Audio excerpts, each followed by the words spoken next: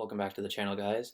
So as a good follow-up video to the last video I made about how to differentiate between a Vulc shoe and a cupsole shoe when shopping online, I'll leave the link to that video in the description. I thought it'd be a good idea to kind of have a part 2 to go along with that about how to differentiate the materials that are used to make certain shoes, primarily suede, canvas, leather, Nubuck, and then Twill corduroy.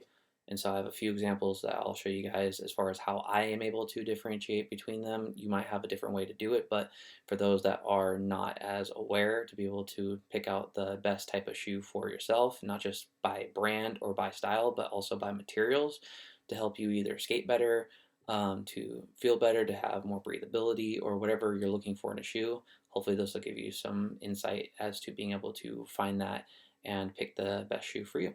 So I don't have a capture card, so I'm going to just be actually looking at the files on my computer, and when the video is done, I'll put the associated shoe on the screen for you guys to see as well.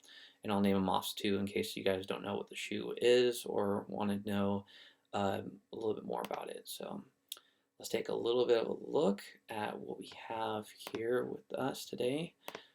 And we're going to start off with probably the most, one of the most common. We have two really common ones. But we'll start with the first one that most of you guys know about, especially if you wear Vans, which is what I used examples for in this video. We're going to start off with the Chima Pro 1, and we're going to talk about canvas.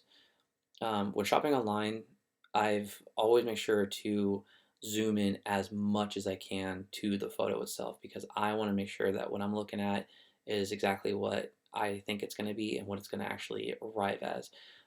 Canvas is an intertwined material, so it's actually kind of intertwined just like this.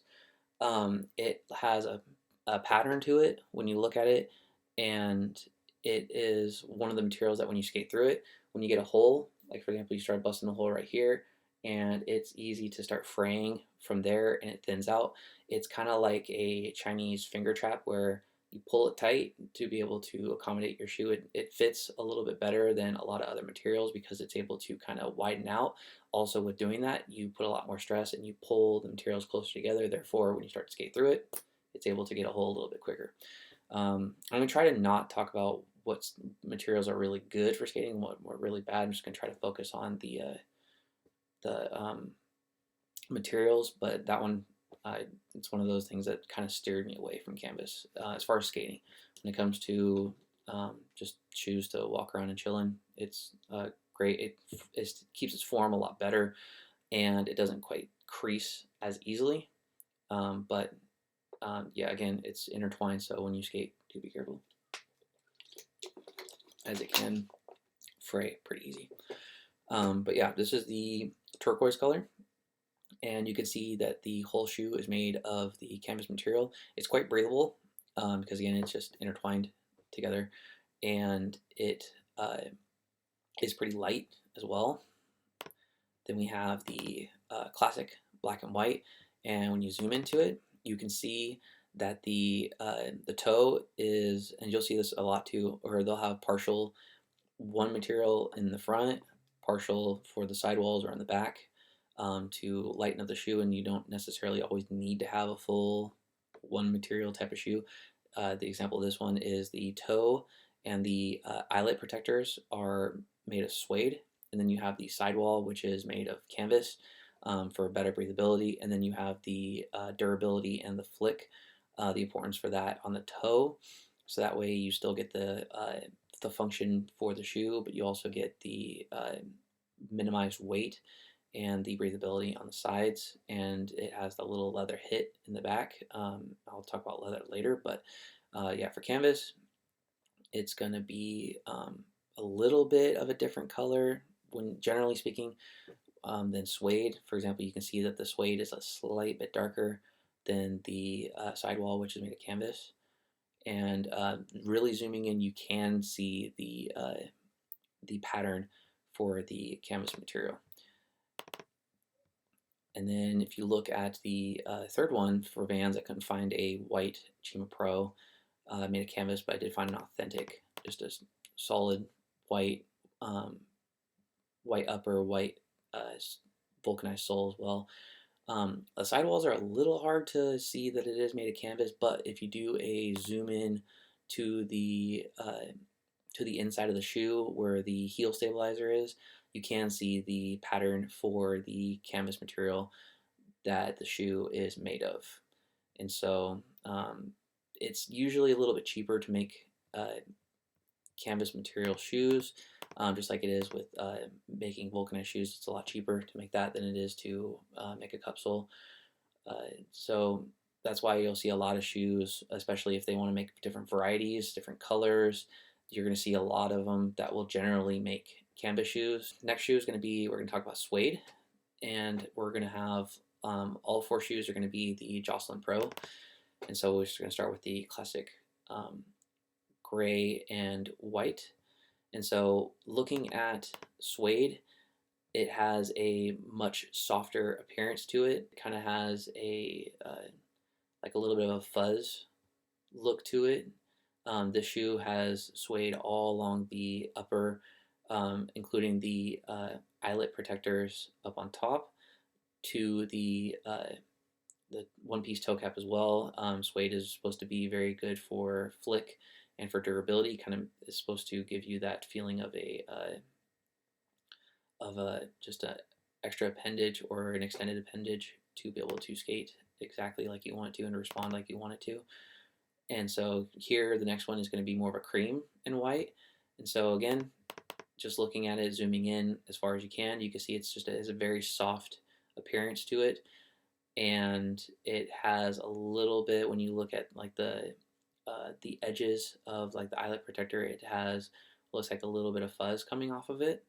And it is going to be the second probably most common material that you will find shoes to be made of. It does not have a shine to it when you see a light put onto it, unlike leather and possibly some types of nubuck. So let's see, the second or third one's going to be the navy. So here's how navy looks when zoomed in. Again, it just has a very soft feel to it, and it don't let that fool you. It actually is quite durable. So again, all along the sides, all along the collar as well, it is all suede, and it's not as breathable as canvas. That's why a lot of shoes you'll see they have kind of built-in little venting holes, and some of them will even have it on the inner side of the shoe where the arch support is as well, to kind of just give you the chance to have it be breathable. And then just the classic black and white. So then looking at it, kind of beating a dead horse right here, it just looks it's very soft, not really fuzz. It's just kind of the only way I can really describe it, but it's yeah, it's just very soft. So that's suede that you'll see. Again, for your skating, if some people like it, some people don't. And we'll go with the one that I usually have mixed feelings about, but as far as looks, it looks awesome. Is going to be it's probably the hardest one for me to describe, which is leather.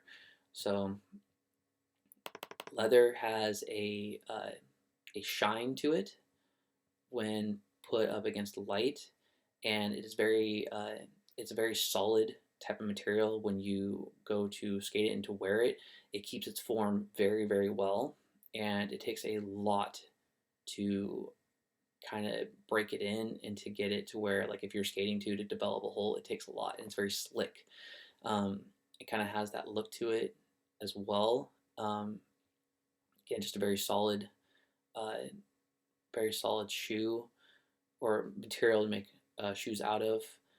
Gives good little accent points to other types of materials as well. And you can see too, it has a look of a pattern on it, because if you look on the stripes for the Business Pro, it does have just a natural pattern look to it, whether it's in white or in black. And so this is the black and white version. Let's go and look at the white version as well, zooming in as much as we can. And it has just a very very nice, solid finish to it, and yeah, it's very durable too. It's very very durable.